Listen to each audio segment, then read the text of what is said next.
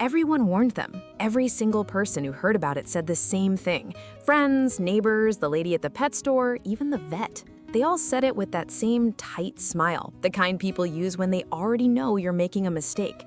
You can't keep them in the same house. It's not safe. Cats hunt birds. It's instinct. It's nature.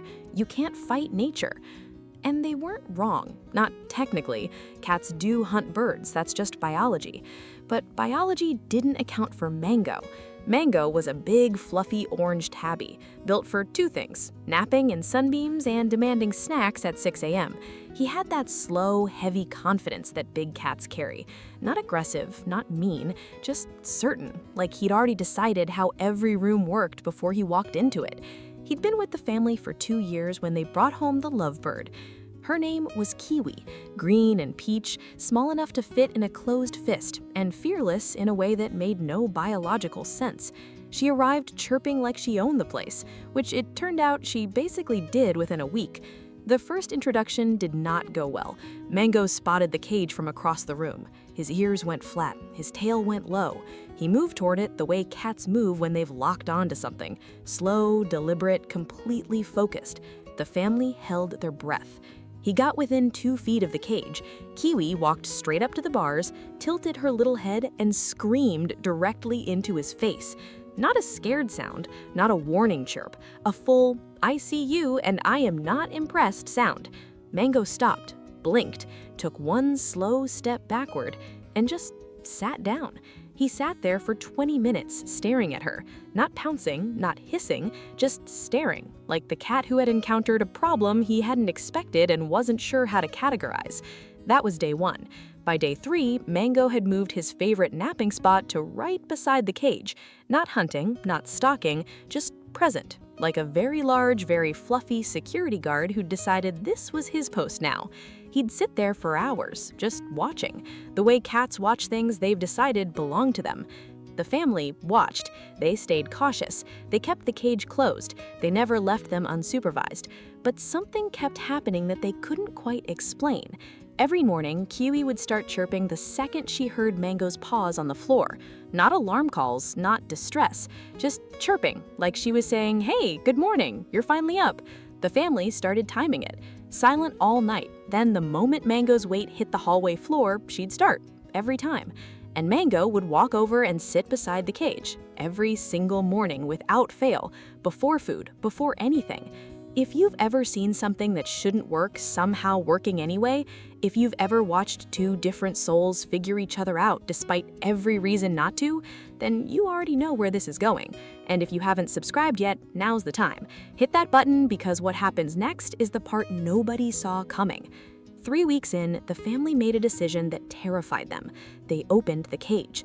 Not for long, just a few minutes. Supervised, nervous, ready to intervene the second anything went wrong. Nobody breathed.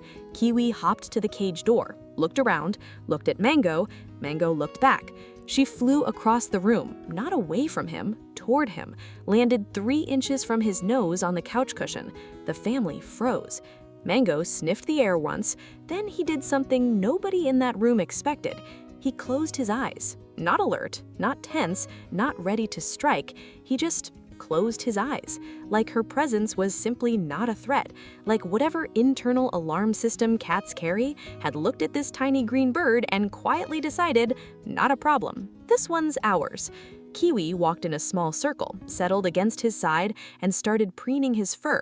Nobody moved for a full minute. From that moment on, the rules of the house changed. Kiwi got supervised out of cage time every day, and every day she spent most of it within a foot of Mango, sometimes on him, sometimes grooming him with that tiny beak, working through his thick orange fur like she was the one taking care of him. Mango, for his part, accepted this with the quiet dignity of a cat who decided this was normal now. No drama, no resistance, just patience, and the kind of stillness that makes small things possible. He never once showed aggression, never batted at her, never tensed up when she landed on his head, which she did regularly and with 0 warning. The neighbors who'd warned them asked how it was going. The family said, "They sleep together now." The neighbors didn't believe it, not until they saw the video. There's a moment caught on camera one quiet Tuesday afternoon where Kiwi is perched on Mango's side, both of them asleep in a patch of sunlight by the window, Kiwi's tiny head tucked against Mango's fur, Mango's breathing slow and deep, his big paws stretched out inches from her small body, not trapping her, not threatening her, just there. The only sound is the occasional soft chirp Kiwi makes in her sleep, like she's dreaming well. The family posted the video without expecting much. Within 48 hours, it had been shared thousands of times. People couldn't believe it was real. One commenter wrote, "I've had cats my whole life. This doesn't happen." Another wrote, "I cried and I don't even know why." There was no trick. There was just Mango and Kiwi and a Tuesday afternoon by the window. The vet who'd warned them watched the video 3 times without saying a word. Okay, I've never seen that before, not in 20 years. Here's what nobody tells you about animals and instinct. Instinct is real. Biology is real. The drive to hunt, to compete, to survive, all of it is real. But so is the capacity to choose differently. Scientists have a term for it: behavioral flexibility. Animals, given the right environment, can override hardwired responses with learned ones. It happens more than most people realize. Mango wasn't defying nature. He was demonstrating something nature is actually full of, if you're paying attention. The instinct to protect, the instinct to bond, the instinct to decide quietly that something small and strange and different from you is somehow yours. Kiwi never learned fear. Mango never followed the script everyone had already written for him.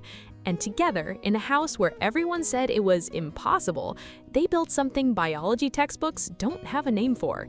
They just built a friendship, the kind that shows up in a patch of afternoon sunlight, the kind that chirps good morning before coffee's ready, the kind that tucks in close, because somewhere along the way, closeness became the most natural thing in the world, even between two creatures who were never supposed to be close at all. That's what nobody mentions when they hand you the warnings. Animals, like people, are capable of surprising everyone, including themselves. If you're thinking about adopting a pet, any pet, remember this story. The connection you build isn't determined by species or size, or what well-meaning people say is supposed to happen. It's determined by patience, by attention, by sitting with uncertainty long enough to find out what's possible. Mango and Kiwi didn't read the biology textbooks, and honestly, good thing they didn't. Some stories are too good to keep to yourself. So here's the question I want to leave you with.